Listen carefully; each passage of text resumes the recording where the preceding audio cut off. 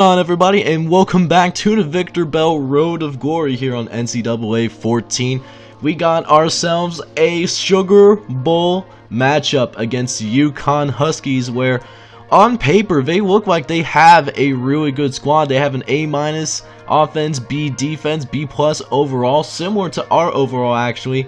But if you actually look deeper into UConn's schedule thus far, they only played BYU, and they already lost to an unranked BYU squad at home. So hopefully the goal here is to blow them out once again like we did in that Sugar Bowl. If you haven't seen that, you should check it out. It should be in one of the cards on the upper corner of your screen right now.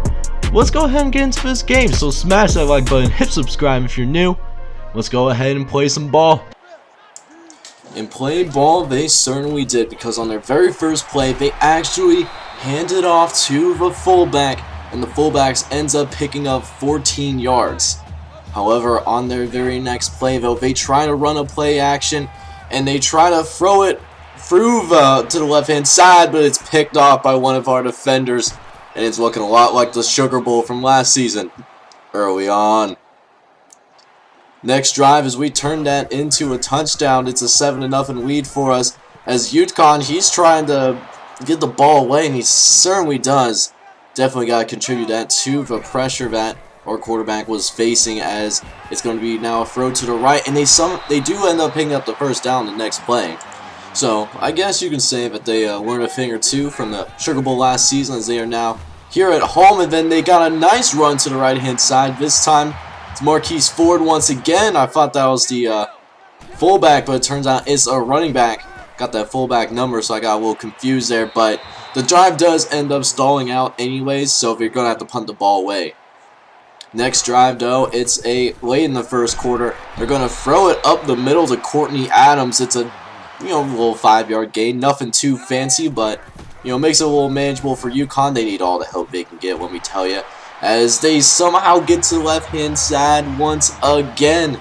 Get another first down, and they're definitely getting some more first downs than I remember, as now quarterback dropping back. Victor Bell misses the first time, but we don't miss again, as we get our first sack in this game. That's sack number 3 on the season. Check this out. We missed him the first time, but we're able to come on back, and we're able to get him the second time. And so that means we are tied. We are going to the end of this first quarter already. I don't know why I said it was tied, because it's definitely not. We have a 7-point lead.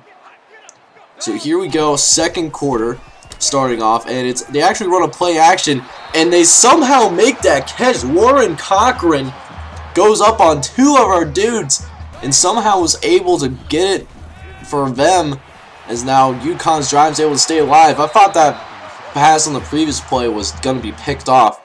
That was 100% not the case, and now UConn's drive still going here. Is 2nd and 6. No. Just kidding. It's a fumble. Come on, get it, guys. Get it. Oh, we didn't fall on it. But Victor Bell causes a forced fumble. And now we have him at a 3rd and long, and just trying to wreck their dreams, as they're going to try to go to the sideline, and it's picked off again. So they had some momentum, but we instantly stopped it. However, our offense is continuing to let them in this game, because we're still only up 7-0, as Cochran gets a nice 30-yard catch off of us.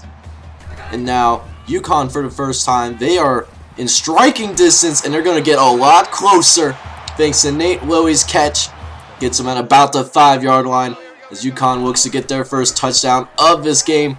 As on the 2nd and goal, they throw to the left-hand side, and it's caught by Zach Zowell, and the game is tied. Did not expect this.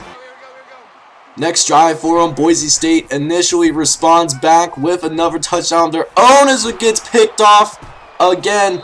It's already their 3rd turnover of this game, and we are going to go ahead and turn that into another touchdown for us, as we now have a 2-score lead, as they have about a minute and a half left. So we just got to take care of business here at the end of this first half. Keep it a 2-score game. Shouldn't be too hard. But then here we go, 1st and 10. Quarterback dropping back. He's going to throw a nice wheel route to the left-hand side. Looks like Marquise Ford is responsible for that catch. And it's going to bring him to about midfield. Now just a couple of first downs away from getting into field goal range and at least cutting this deficit in down to 11 points. Next play, quarterback in shotgun, dropping back, and it's thrown in a tight route, and it's somehow caught. And it's a 7-yard gain as UConn takes their second timeout, and then they throw it short to where nobody was there to cover Warren Cochran. He picks up the first, and for the first time today, UConn uses their no-huddle offense, and we are struggling with that no-huddle offense, surprisingly, as we gave up 2 first downs in a row. That is somewhat uncharacteristic of us, as Victor Bell almost gets a hit on the QB, but he releases it just as we thought we were going to get that sack. So now 2nd and 1. It's going to be a throw to the right-hand side of Marquise Ford, who nearly gets into the end zone. He was just short. And now 1st and goal, we're going to fake the run, and he's going to surprisingly throw it. It's nearly caught for a touchdown anyways, but I was surprised that it didn't turn into him just scrambling, but it won't matter anyway, because on the next play, running back Ryan Robinson gets to the end of the end zone. And now we are at halftime. It's a one-possession game. And now we got to pick it up here in this second half, because we are on the struggle bus, as Marquise Ford is there to pick up 6.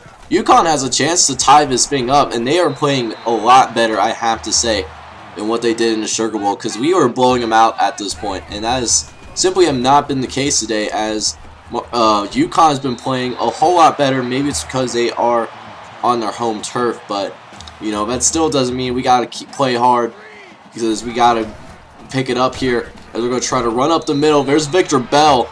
They're getting 6 yards on that one. At least I getting that sack, but then there's Victor Bell again, getting to the quarterback on the keeper, and we're just going to go ahead and bring them back, stop their momentum, because on the next drive, they are dropped for another loss, as Victor Bell and his defensive line has been harassing the passing game this entire game, as Victor Bell nearly had his 2nd sack. And then we'll go ahead and move into the 4th quarter, because nothing interesting really happened for the remainder of the 3rd after that sack. But there's Victor Bell making another great hit, another TFL. And then 3rd and 13, they're going to try to run the same thing. I don't know why, because it's not going to work on us, as Victor Bell gets another tackle. And now they had to turn it over back to us, as now we are going to stuff up the middle. They try to run a halfback draw. How cute. So now 4th and 9. This is basically their last breath, essentially, as the quarterback's going to try to drop and pass. He's going to throw to the left-hand side, and it's intercepted by us again. That is turnover number 4 for our guys. You love to see it.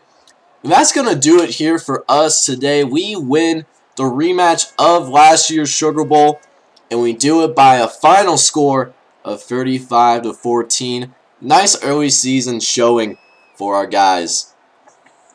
So I gotta give it to UConn there. They actually gave us a much tougher game than what I thought it was gonna be, but they still didn't have a Victor Bell. Even after a whole offseason to prepare, we had 8 tackles. So next time out, we will finish up our non-conference schedule, taking on the Louisiana Ragin' Cajuns from the Sun Belt Conference.